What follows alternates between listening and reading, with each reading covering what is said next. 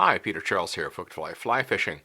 And today I want to talk about the difference between a streamer that is an attractor pattern and a streamer that is a somewhat realistic imitation of an actual bait fish, and how we would fish those differently. So first off, let's talk about what I am referring to when I say an attractor. I've got some steelhead patterns here, and I don't think there's anything in this box that looks like something that's alive. Same with this one here. You know, it's pretty well all gaudy patterns or black or something like that. There's nothing in there that you would say is a realistic imitation of an actual living thing.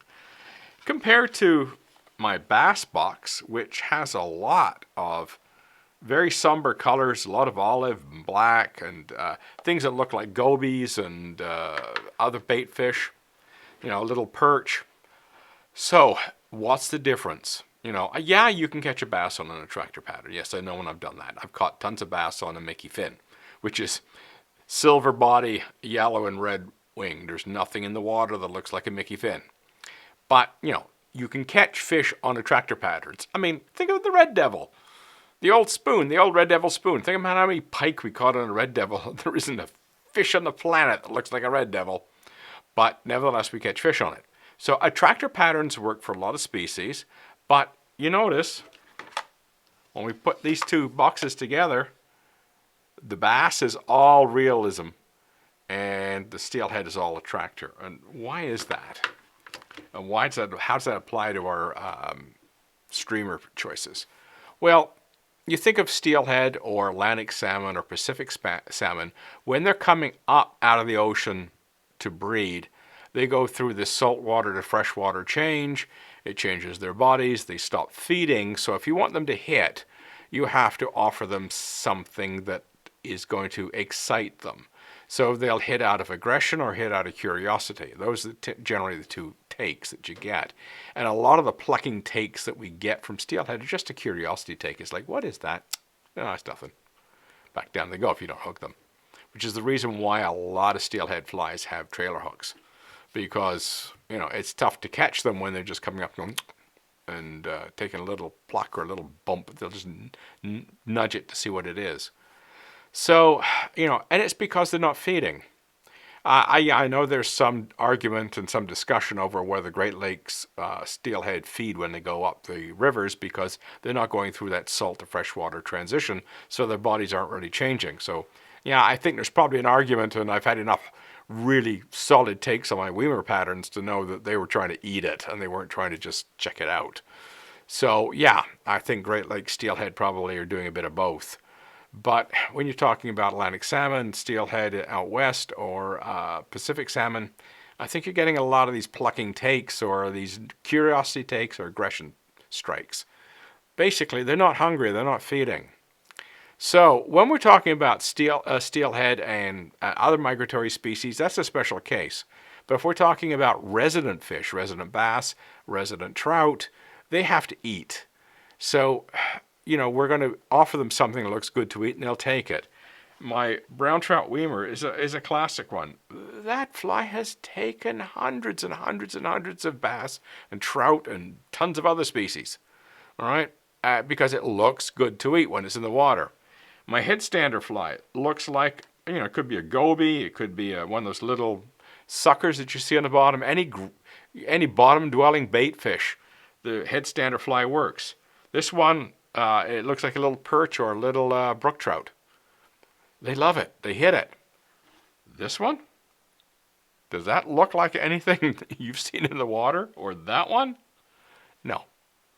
So those flies, those streamers are attractors, and they're designed to get that aggression strike. And we're talking about aggression strikes from, resident fish. So if you're asking me how would I approach this, how would I make a decision between these? I mean, I've got a box full here that are mostly attractor patterns, and I've got this one which is mostly realistic patterns. Why would I choose one over the other? And why would one work and not work? Well, I usually start off with realistic patterns when I'm going after resident fish, because I think they're the most effective most of the time. My brown trout weimer being your classic example. That thing just works all of the time. However, you could be fishing in a realistic pattern and you're not getting very much. And you know the fish there. They're resident. They're always there. But they're not hitting. So that tells you that their feed instinct is off. And it could be a temperature change, a barometric pressure change, a lighting change, whatever. Something has turned them off. And if you fish for smallmouth, they seem to go on or off like a light switch sometimes. So how are you going to get them to take when they're kind of in that, I don't feel like it mood? Well, that's when you go after them with the attractor pattern. You get out this box full of bright, shiny streamers and you rip that across their noses and watch what happens. Because they'll go after something out of aggression or out of curiosity because it's bright, it's gaudy, it's shiny, it moves funny, it's just something novel, and they'll give it a whack.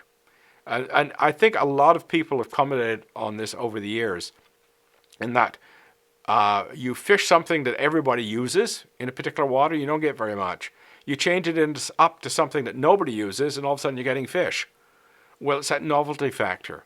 I mean, if a fish sees the same crankbait going over and over again, people fishing crankbaits, at some point the fish is going to go, yeah, you've hooked me 3 times with that already. I'm not taking that anymore. But you put something else around that hasn't seen before. You never know.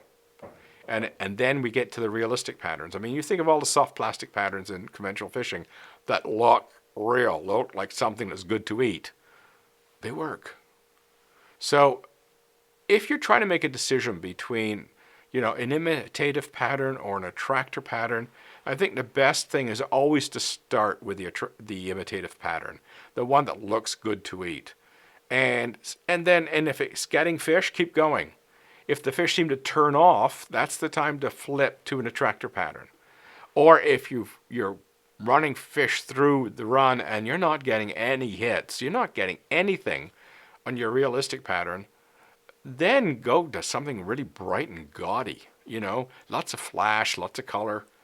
You'll probably scare up a few fish doing that because it's novel and it doesn't look like the bait fish that they've been seeing all day. So, that's something to keep in mind when you're trying to sort out whether you should be using a realistic pattern or an attractor pattern. Keep in mind is that when they're on the feed, they'll take your realistic pattern. But when they go off the feed, then you need to get that curiosity or that aggression strike. And to do that, you need something bright, loud, and flashy. A good attractor pattern. Good Mickey fin. Works like a charm. So, next time you're out fishing streamers and you're not getting anything, keep that in mind. Cheers.